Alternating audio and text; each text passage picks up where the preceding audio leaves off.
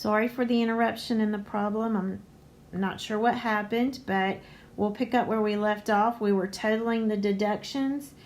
And so our total deductions are $258.81.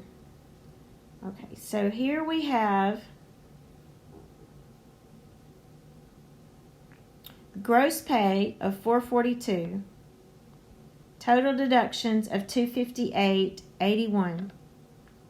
If we subtract $442 minus $281, we will get the net pay for the week. And so Chen's net pay, the amount that his check will actually be written for, is $181.19.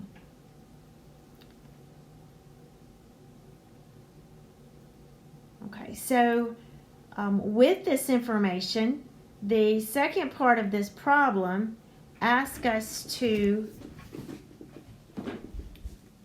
record the journal entry, or to record the payroll in the journal.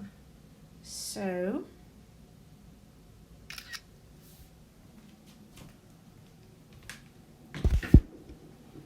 in your journal,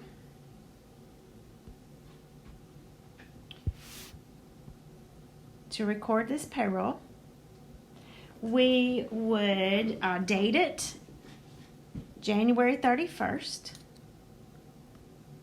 2020, January, it's hard to write in this, 31. Okay. The debit is always going to be to wages and salaries expense for the gross earnings. So our debit to wages and salaries expense is going to be $442. The gross earnings is always the debit.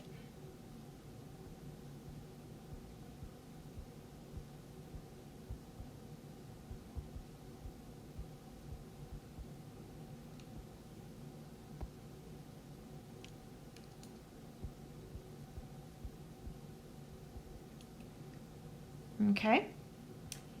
And then we have to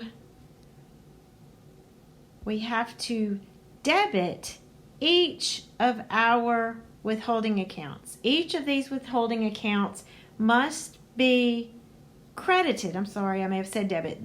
These must be credited to the liability account. Each one of these withholdings represents a liability because as a business, we're just holding this money for the employees. We owe it to the different agencies, to the Federal Income Tax Agency, to the health insurance company, and so forth. So we need to credit each one of these liability accounts. So we will have, let's change it to the pen. Okay, so Federal Income Tax payable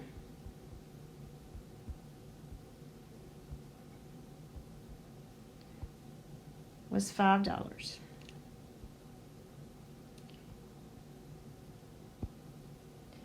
Social Security tax payable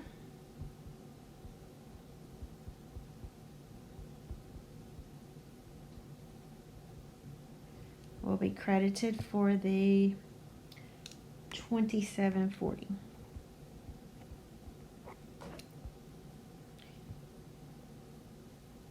Medicare tax payable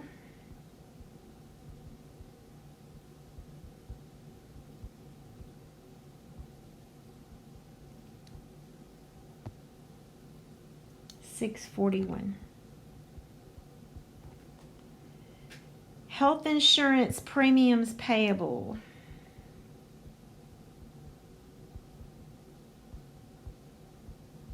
I'm going to have to abbreviate because I cannot write very small on this. So health insurance premiums payable credited for $85. The credit union payable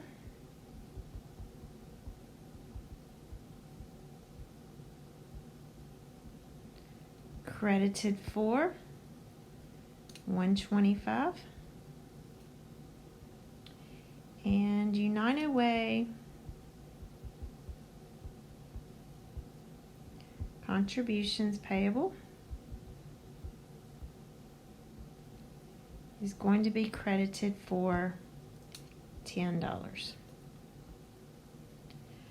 Okay, so we always debit wages and salaries expense for the gross pay, and we credit each of the individual deductions to their liability account. What are we missing? We're missing the net pay. The net pay, that's the amount that we're actually going to give the employee, the amount their check will be written for. The net pay is always a credit to cash, and our net pay for this problem was, let's look back, our net pay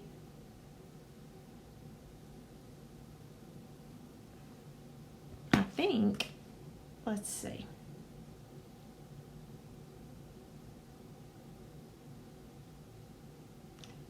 I calculated this wrong.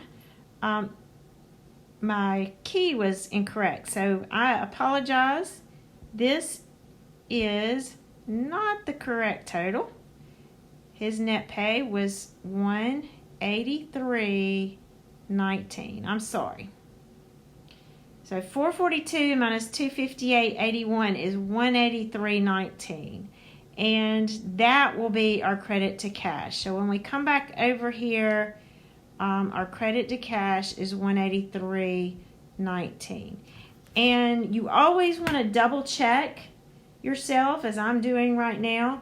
Add all of your credits to make sure that they equal your debits, just like you learned in the first chapter.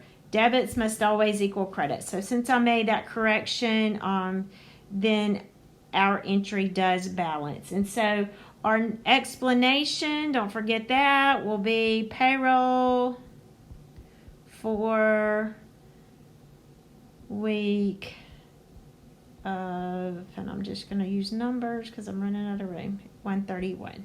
Okay, so that's what your journal entry would look like. Apologize for the error earlier, but please let me know if you have any questions.